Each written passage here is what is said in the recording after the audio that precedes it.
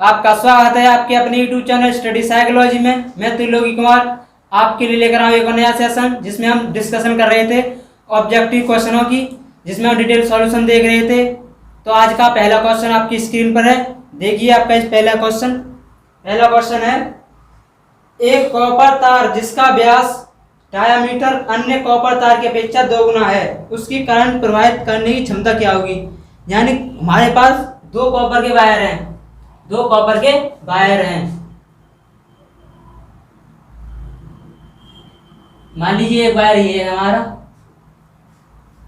एक वायर ये है, यानी एक का जो व्यास है वो दूसरे से 2 गुना है। मान लीजिए इसका जो व्यास है d है और दूसरे का व्यास मान 2d है। क्या है 2d। तो मान लीजिए इसकी त्रिज्या क्या हो जाएगी r/2 और इसकी त्रिज्या क्या हो जाएगी d।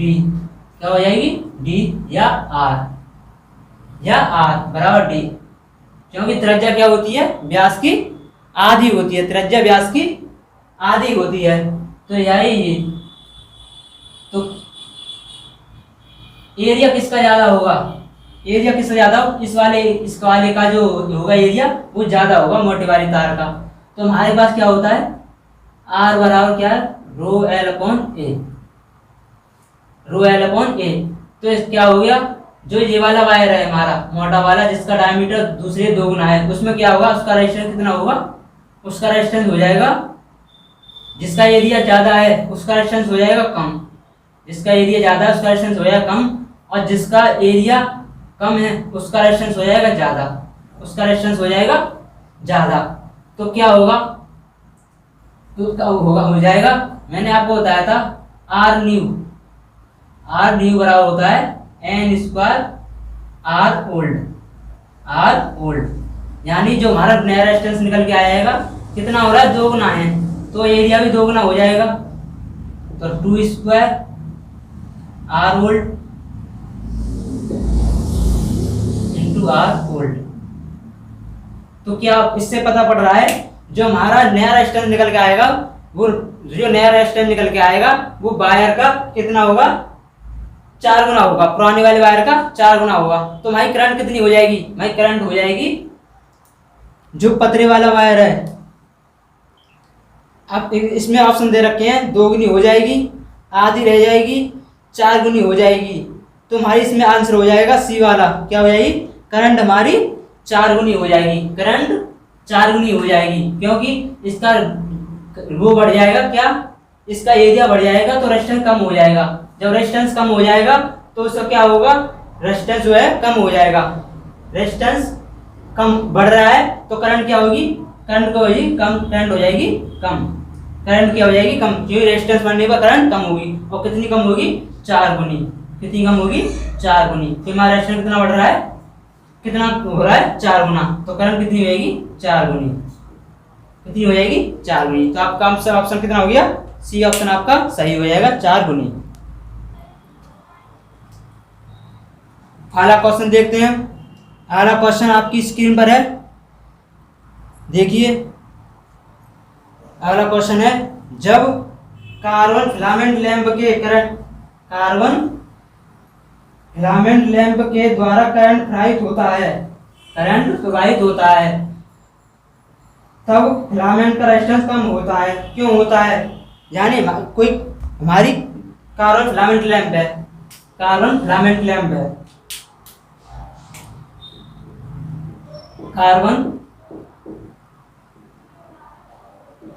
लैंप है, यानी जो ऐसी लैंप होती है जिसका जो फिलामेंट होता है वो कार्बन का होता है, और हमको पता है जो कार्बन होता है उसका जो टेम्परेचर कोफिशिएंट होता है, कार्बन जो होता है उसका जो टेम्परेचर कोफिशिएंट होता है वो नेगेटिव होता है। क्या होता है, नेगेटिव होता है। यानी इसके जो ताप बढ़ाएंगे, टेम्परेचर इसका बढ़ेगा तो क्या होगा, इसका रेजिस्टेंस जो है कम हो जाएगा, रेजिस्टेंस जो है टेम्परेचर बढ़ने पर इसका रेजिस्टेंस क्या हो जाता है, कम हो जाता है। तो इसका मतलब क्या है, ये नेगेटिव टेम्परेचर कोफिशिएंट है।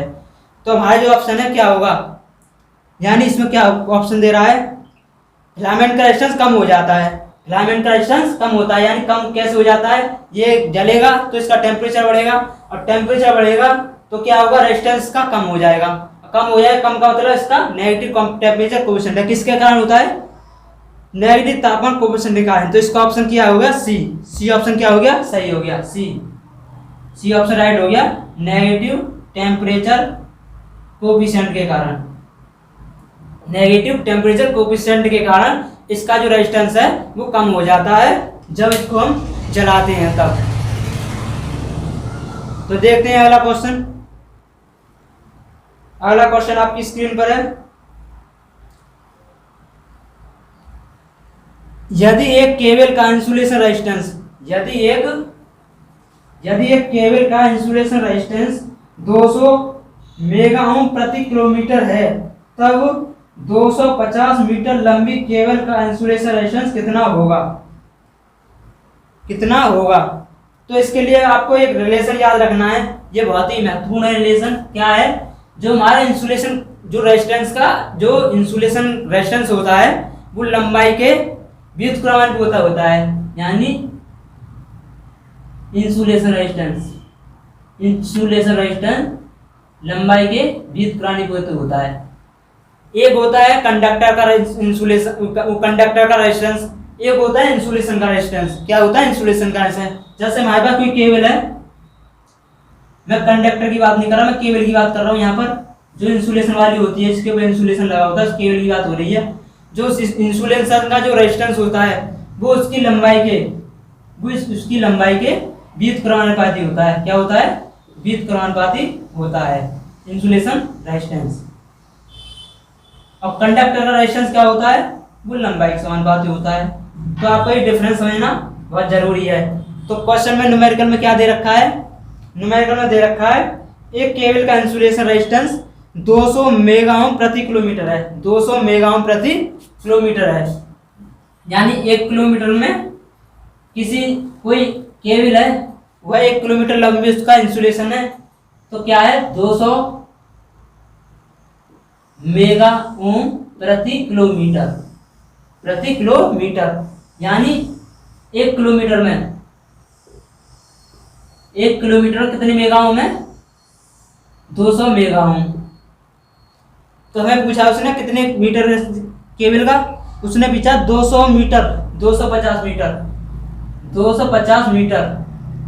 250 मीटर केबल का इंसुलेशन रेजिस्टेंस कितना होगा। तो यहाँ से हम फॉर्मूला निकाल लेते हैं। R1, R प्रोपोर्शनल क्या होता है 1/L, तो R1 1/L1, R2 1/L2। तो क्या हो जाएगा, R1/R2 = हो जाएगा, इसको डिवाइड करेंगे कैसे, 1/L1 डिवाइड 1/L2। तो ये आ जाएगा निकल के R1/R2 = L2/L1। तो ये रिलेशन हमारा क्या निकल गया है, रिलेशन, ये हमारा रिलेशन निकल गया ये वाला, R1/R2 = L2/L1। तो हमें R1 कितना दे रखा है, R1 देखा है 200 mega ohm, 200 mega ohm. R2 हमसे पूछा है, L2 दे रखी है हमें 250 मीटर, 250 मीटर, और L1 दे रखी है हमें 1 किलोमीटर। 1 किलोमीटर मतलब 1000 मीटर, 1 किलोमीटर मतलब 1000 मीटर। 0 से 0 कट गई, 25 चौके 100, तो 200 मेगा ओम अपॉन R2 = 1/4। तो R2 हो जाएगा कितना, मल्टीप्लाई करेंगे 800 मेगा ओम, 800 मेगा ओम। तो हमारे 250 मीटर जो इंसुलेशन रेजिस्टेंस है मीटर केबल का, वो कितना निकल गया इंसुलेशन रेजिस्टेंस, 800 मेगा ओम। तो कौन सा ऑप्शन आपका सही रहेगा, बी वाला ऑप्शन, बी ऑप्शन आपका सही रहेगा। B option 800 mega ohm is the right answer. कैसे, अगर इंसुलेशन की लंबाई बढ़ती है तो रेजिस्टेंस कम होता है, इंसुलेशन की लंबाई घटती है तो रेजिस्टेंस बढ़ता है। यहाँ पर क्या था, लंबाई हमारी 1 किलोमीटर थी, तो कितनी कम हो गई, 4 गुनी कम हो गई, 4 गुनी कम हो गई, तो रेजिस्टेंस भी 4 गुना बढ़ जाएगा, रेजिस्टेंस भी 4 गुना बढ़ जाएगा। तो आप सीधे सीधे ऐसे भी बिना कैलकुलेशन के भी आप इसका आंसर दे सकते थे, क्योंकि जो हमारी इंसुलेशन लंबाई है एंटी प्रोपोर्शनल होती है रेजिस्टेंस के, तो 4 गुनी कम हुई है, तो रेजिस्टेंस 4 गुना बढ़ जाएगा, 200 का 4 गुना 800। तो अगले क्वेश्चन की तरफ चलते हैं हम। अगला क्वेश्चन देखते हैं, आपकी स्क्रीन पर है, एक सर्किट बना हुआ है, उसमें करंट पूछ रहा है। देखिए, आप कोशिश कर सकते हैं इसको सॉल्व करने की। क्वेश्चन है, सबसे कम मात्रा में करंट किस रेजिस्टेंस में होकर फ्लो होगी। यानी ये सर्किट है, हम सर्किट को बना लेते हैं पहले। सर्किट है हमारा, कुछ ऐसा सर्किट है,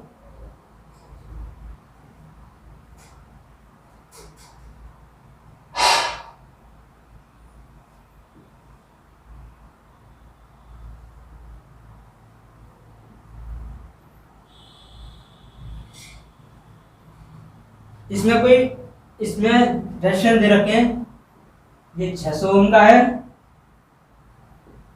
ये 400 ओम का है, ये 200 ओम का है, ये 800 ओम का है।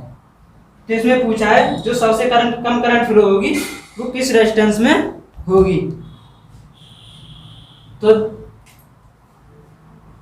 मान लीजिए यहाँ पर सर्किट में कोई भी वोल्टेज सोर्स नहीं दिया, हमें केवल अपने अंदाज से बताना है किसमें करंट कम फ्लो होगी। तो हम यहाँ पर मान सकते हैं कोई भी अपनी तरफ से वोल्टेज मान लीजिए मैंने यहाँ पर 100 वोल्ट मान लिया अपनी तरफ से, क्या मान लिया, 100 वोल्ट मान लिया।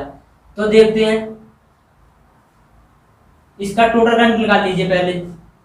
आई कैसे निकलेगी, आई निकलेगी, इनका पहले टोटल आर निकलेगा, आर कैसे निकलेगा, इसका आर इक्वल निकाल लीजिए, 1/R1 1/R2 प्लस 1/R3 कितना हो जाएगा, ये हो जाएगा 1/600 1/400 1/200। कितना एलसीएम आएगा, 1200, 2 + 3 + 6 11 × 12/R। तो R बराबर हो जाएगा 1200/11। कितना हो जाएगा, 1200/11 प्लस 800 सीरीज में, इसलिए तो क्या हो जाएगा, ये हो जाएगा 1200 प्लस 11 × 88 11, ये हो जाएगा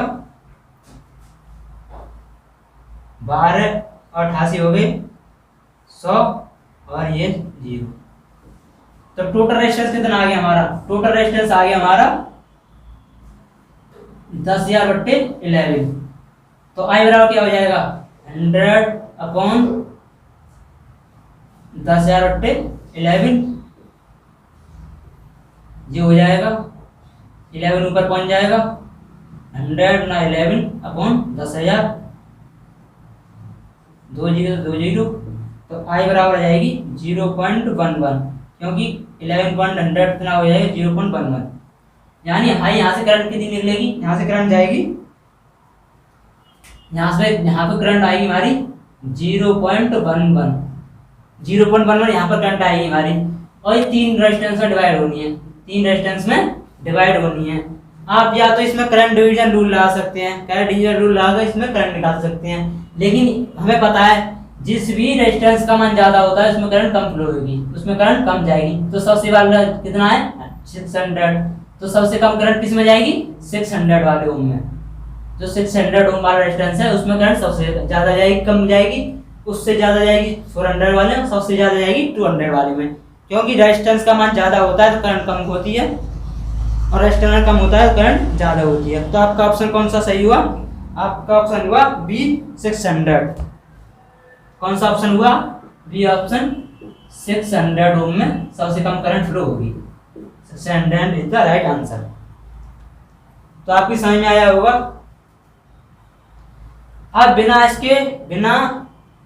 टोटल रेजिस्टेंस निकाल के भी आप अपना आंसर दे सकते थे, क्योंकि हमें पता था। मान लीजिए यहाँ से करंट दी आई थी आई एम्पियर मान ली हमने, यहाँ से तो सेम जाएगी 100 ओम में, क्योंकि यह सीरीज में, तो यहाँ पर तो करंट ज़्यादा जाएगी सीरीज में लगा हुआ है।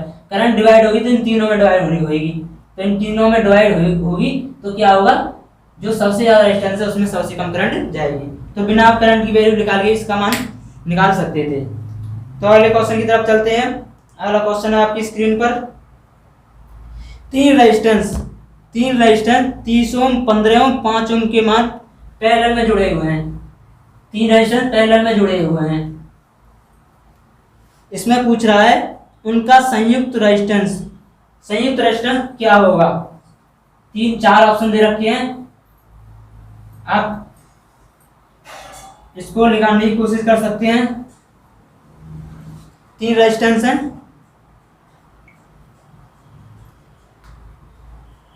देखिए मैं इसका एक सर्किट बनाता हूं।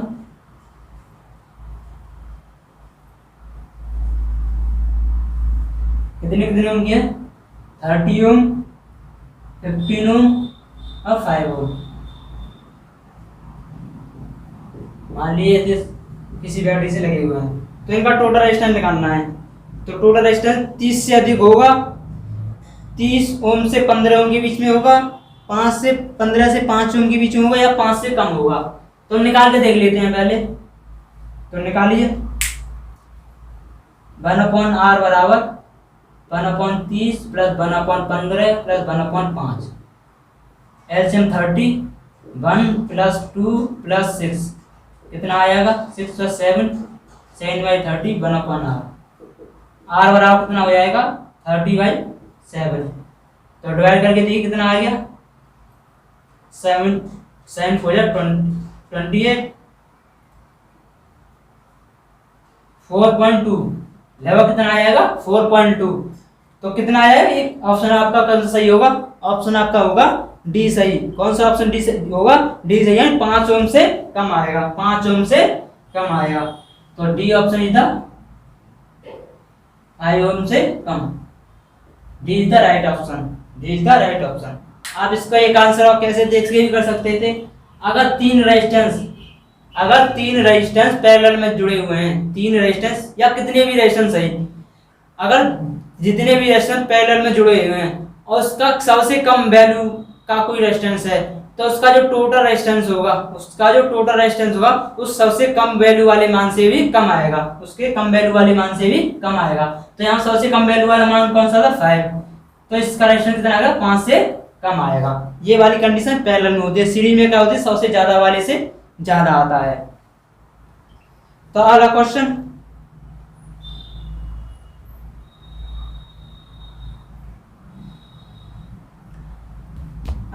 आपकी स्क्रीन पर है, दो समान धातु के कंडक्टरों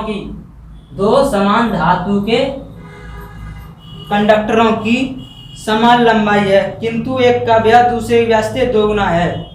यदि मोटे कंडक्टर का रेजिस्टेंस 20 ओम है तो दूसरे का रेजिस्टेंस कितना होगा, दूसरे का रेजिस्टेंस कितना होगा। तो सिंपल सा है, रेजिस्टेंस पूछा है, आर न्यू बराबर एन इस पर आर वोल्ट, तो दो गुना है, तो क्या स्क्वायर इंटू आर वोल्ट कितना है हमारा, आर वोल्ट दे रखा है इसमें 20 ओम, तो 4 इंटू 20 इक्वल टू 80 ओम। तो आर न्यू आ गया कितना, 80 ओम। कितना आ गया, 80 ओम। सिंपल सवाल था। अगले सवाल की तरफ चलते हैं हम। आपको ये फॉर्मूला याद रखना जरूरी है, क्योंकि इस फॉर्मूले से ही आपको, वैसे करेंगे तो थोड़ा लंबा पड़ेगा।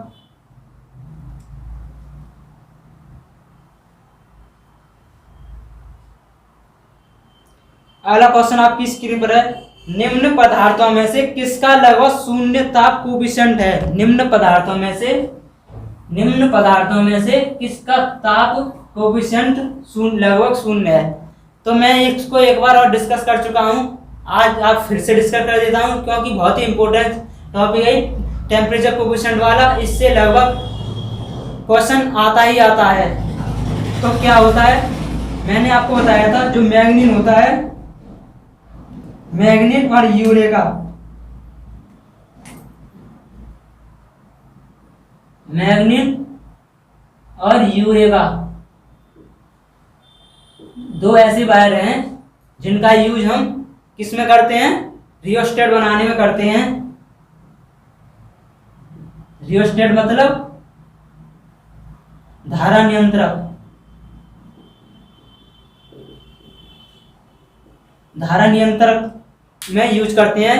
धारा नियंत्रक आपने देखा होगा, उसमें तार लिपटे होते हैं और ऐसे स्लाइड करके उसका करंट को कंट्रोल करते हैं, जिसका हम ओम का नियम का जो सत्यापन करते हैं उसमें हम इसका यूज करते हैं रियोस्टेट का। तो उसमें जो वायर लगा होता है वो मैग्नीन का होता है। किसका होता है? मैग्नीन का। मैग्नीन का क्यों लगाते हैं? मैग्नीन का इसके लिए लगाते हैं क्योंकि इस पर टेम्परेचर का कोई इफेक्ट नहीं पड़ता है। टेम्परेचर इसका 0 होता है, चाहे रेजिस्टेंस बढ़ जाए, चाहे टेम्परेचर बढ़ जाए, चाहे टेम्परेचर कम हो जाए, दोनों कंडीशन में इसका रेजिस्टेंस सेम रहेगा। दोनों कंडीशन में इसका रेजिस्टेंस सेम रहेगा। और इसका यूरेका भाई, तो क्या है इसका ऑप्शन हो जाएगा आपका ऑप्शन मैग्नीन, यानी option C manganin is the right answer है। कार्बन, कार्बन का आपको बताया था थोड़ी देर पहले। कार्बन का क्या होता है? कार्बन का टेम्परेचर कोएफिशिएंट नेगेटिव होता है। आयरन का टेम्परेचर कोएफिशिएंट पॉजिटिव होता है क्योंकि ये मेटल है, कंडक्टर है, और एल्यूमिनियम भी एक कंडक्टर है, तो इसका टेम्परेचर कोएफिशिएंट 0 पॉजिटिव हुआ। पॉजिटिव मतलब टेम्परेचर बढ़ाने पर रेजिस्टेंस बढ़ जाए, पॉजिटिव। नेगेटिव मतलब टेम्परेचर बढ़ाने पर रेजिस्टेंस कम हो जाए, टेम्परेचर बढ़ाने पर रेजिस्टेंस कम हो जाए तो नेगेटिव। अगले क्वेश्चन की तरफ चलते हैं हम। अगला क्वेश्चन आपकी स्क्रीन पर, यदि किसी मशीन की दक्षता अधिक के लिए क्या कम होना चाहिए? यानी कोई मशीन है हमारी, कोई मशीन मान लो, आप मोटर मान लो, जनरेटर मान लो, ट्रांसफार्मर मान लो, कुछ ही मान लो। अगर इसकी हमें दक्षता बढ़ानी है, कम दक्षता अधिक करने के लिए हम क्या करना पड़ेगा? तो आपके ऑप्शन है आपके ए, इनपुट शक्ति को बढ़ा दें, इनपुट शक्ति को कम कर दें, मतलब कम होनी चाहिए। क्या कम होनी चाहिए? इनपुट शक्ति कम कर दें। बी ऑप्शन है आपका हानियां कम कर दें, हानियां मतलब लॉसेज जो मशीनों होते हैं। C option true component of power, यानी जो पावर है हमारी उसका जो ट्रू कंपोनेंट है, इसका मतलब रियल पावर से है, इसका मतलब रियल पावर से है। जब हम एसी सर्किट का एनालिसिस करेंगे, उसके क्वेश्चन देखेंगे, तब इसका ढंग से एक्सप्लेन करेंगे।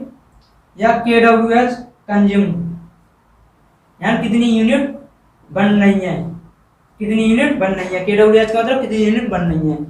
तो इसमें क्या है, किसी भी मशीन की एफिशिएंसी या दक्षता को बढ़ाने के लिए हमें उसमें हानियों को कम से कम करना पड़ता है। हमें हानियों को कम से कम करना पड़ेगा। अगर हमारी मशीन की जितनी भी लॉसेस होंगे उनको हम कम कर देंगे, तो हमारी एफिशिएंसी ऑटोमेटिक कम हो जाएगी, एफिशिएंसी बढ़ जाएगी लॉस के कम करने से। इनपुट शक्ति को बढ़ाने से क्या होगा? एफिशिएंसी बढ़ेगी।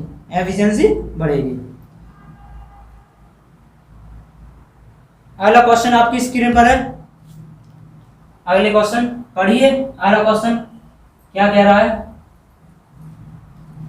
अगला क्वेश्चन है, किसी सामग्री का प्रतिरोध हमेशा घटता है। किसी सामग्री यानी कोई मटेरियल है, उसका प्रतिरोध हमेशा घटता है यदि सामग्री का तापमान कम हो जाता है। दूसरा ऑप्शन, यदि सामग्री का तापमान बढ़ जाता है, उपलब्ध मुक्त इलेक्ट्रॉन की संख्या अधिक हो जाती है। तो हमें क्या हो रहा है इसमें? क्या है? रेजिस्टेंस कब घटता है? किसी भी मटेरियल का रेजिस्टेंस कब घटता है? रेजिस्टेंस हमारा घटता है कब? जब उसमें नंबर ऑफ इलेक्ट्रॉन की संख्या, हमारी अगर किसी मटेरियल में बढ़ गए, नंबर ऑफ इलेक्ट्रॉन किसी मटेरियल में बढ़ गए तो क्या होता है? करंट बढ़ जाती है। और करंट बढ़ जाती है तो उस कंडीशन में क्या होता है, रेजिस्टेंस कम हो जाता है, उस कंडीशन में रेजिस्टेंस कम हो जाता है। तो आपका ऑप्शन कौन सा होगा, आपका ऑप्शन होगा उपलब्ध मुक्त इलेक्ट्रॉनों की संख्या अधिक हो जाती है। यानी ये हमारे होते हैं फ्री इलेक्ट्रॉन होते हैं, क्या होते हैं, फ्री इलेक्ट्रॉन होते हैं। एक बैलेंस इलेक्ट्रॉन मैंने आपको हमारी आपने थ्योरी वाली क्लास देखी होगी, तो फ्री इलेक्ट्रॉन और बैलेंस इलेक्ट्रॉन का कंसेप्ट हमने अच्छे से उसमें डिस्कस किया है, आप उस क्लास को देख सकते हैं। फ्री इलेक्ट्रॉन और बैलेंस इलेक्ट्रॉन, फ्री इलेक्ट्रॉन वो होते हैं जो एनर्जी पाकर कक्षा से बाहर चले जाते हैं, और बैलेंस इलेक्ट्रॉन वो होते हैं जो हमारी बाहरी कक्षा में होते हैं। कोई इलेक्ट्रॉन ये है हमारा परमाणु, इसकी जो बाहरी कक्षा में होते हैं, हमारे ये दो कक्षे हैं, एक एल और एन, दो कोशेस के, यहाँ जो इलेक्ट्रॉन होंगे बाहरी कोश बाहरी कक्षा में वो इसके वैलेंस इलेक्ट्रॉन होंगे, क्या होंगे, वैलेंस इलेक्ट्रॉन। तो अगले क्वेश्चन की तरफ चलते हैं हम।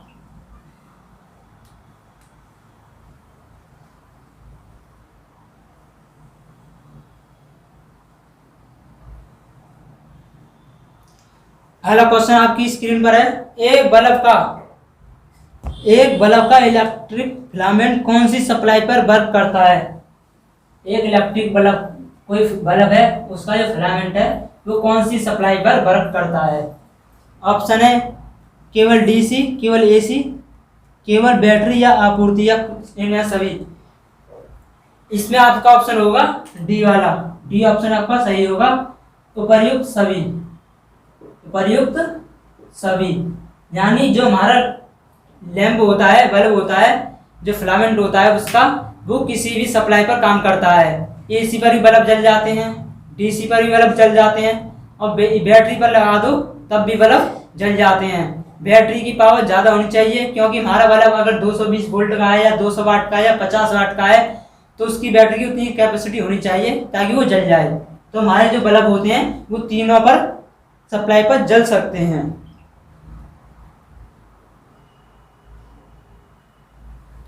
अगला क्वेश्चन आपकी स्क्रीन पर है, देखिए, पढ़कर देखिए। क्वेश्चन है आपका, एक कमरे के हीटर के साथ सीरीज में 40 बल्ब का बल्ब जुड़ा हुआ है। यदि अब 40 वाट बल्ब को 100 वाट के बल्ब से बदल दिया जाए तो हीटर का आउटपुट क्या होगा। हीटर का आउटपुट क्या होगा, हीटर का आउटपुट क्या होगा। तो देखते हैं, एक हीटर है, हमारी ये कॉइल है, हीटर की कॉइल है, उस पर हमने ये बल्ब लगा दिया। क्या लगा दिया, ये बल्ब लगा दिया। और ये बल्ब पहले क्या था, मान लो हीटर हमारा कोई पी वाट का रहा होगा, क्या पी वाट का रहा होगा, पी किलोवाट का, किलोवाट वाट ही मान लो। और इस पर क्या पहले था 40 वाट का, पहले तो था 40 वाट का। तो क्या करेंगे हम, इसका क्या करेंगे, रेजिस्टेंस निकालेंगे। पी बराबर क्या होता है, वी स्क्वायर अपॉन आर होता है। आर बराबर क्या हो जाएगा, V square upon P, V square P. तो पहले जब 40 वाट का था तब रेजिस्टेंस R1 था, और रेजिस्टेंस R2 हो गया कब, जब हमारा बल्ब 100 वाट का हो गया। अगर बल्ब की पावर बढ़ रही है तो क्या हो रहा है, रेजिस्टेंस कम हो रहा है, रेजिस्टेंस कम हो रहा है। पहले रेजिस्टेंस ज़्यादा था, क्योंकि पावर बढ़ाने पर क्या होता है, रेजिस्टेंस, पावर बढ़ाने पर रेजिस्टेंस कम हो जाता है, रेजिस्टेंस कम हो जाता है। और रेजिस्टेंस कम होने से, रेजिस्टेंस कम हो रहा है, उसके कम होने से करंट बढ़ जाती है। क्या होती है, करंट बढ़ जाएगी। और करंट बढ़ने से क्या होता है, H बराबर, आपको पता है हीटर का एलिमेंट होता है वो I2RT पर आधारित होता है, यानी जूल के नियम पर आधारित होता है,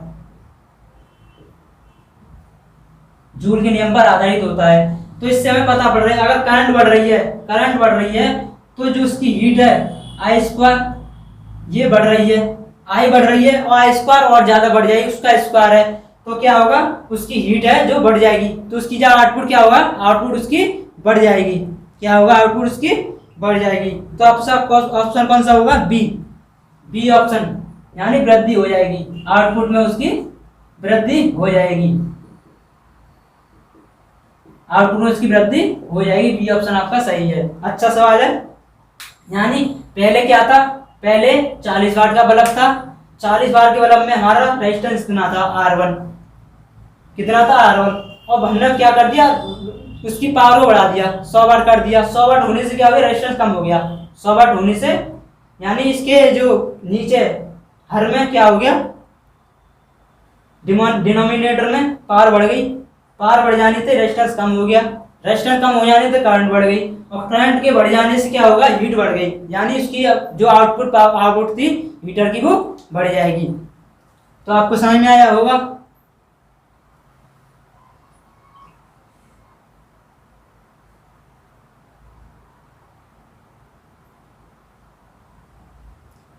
अगला क्वेश्चन आपकी स्क्रीन पर है, अगला क्वेश्चन देखिए।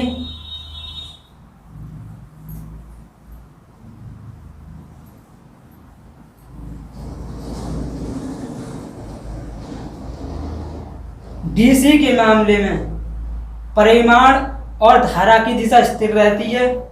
समय के साथ वर्तमान परिवर्तनों की परिमाण और दिशा, समय के साथ वर्तमान परिवर्तनों की भयावहता, धारा का परिमाण स्थिर रहता है। ये हमारे डीसी की बात हो रही है। डीसी जो हमारी डीसी करंट होती है, डायरेक्ट डीसी, तो क्या होता है आपको पता होगा, डीसी हमेशा एक डायरेक्शन में चलती है, यानी उसका परिमाण व दिशा दोनों स्थिर रहते हैं। क्या रहते हैं, स्थिर, नियत बोल देते हैं, या कांस्टेंट। क्या कांस्टेंट, परिमाण मतलब मैग्नीट्यूड, इंग्लिश में बोलते हैं मैग्नीट्यूड एंड डायरेक्शन।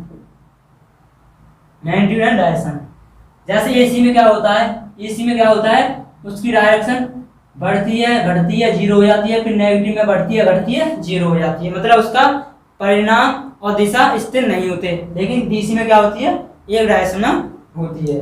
तो आपको समझ में आया होगा। तो आपका आज का सेशन यही समाप्त होता है। अगले सेशन में हम और क्वेश्चनों का डिस्कशन करेंगे। आपके इसी प्रकार आप हमारे साथ बनी रहिए। अगर आपको सेशन अच्छा लगा हो तो सेशन को लाइक करें और अपने दोस्तों के साथ ज़्यादा से ज़्यादा शेयर करें, क्योंकि हम आपके सामने इसी तरह के सेशन और लाते रहेंगे और अच्छे अच्छे क्वेश्चनों का डिस्कशन करेंगे। और आप चैनल पर नए हैं तो चैनल को सब्सक्राइब करना ना भूलिए। Thank you.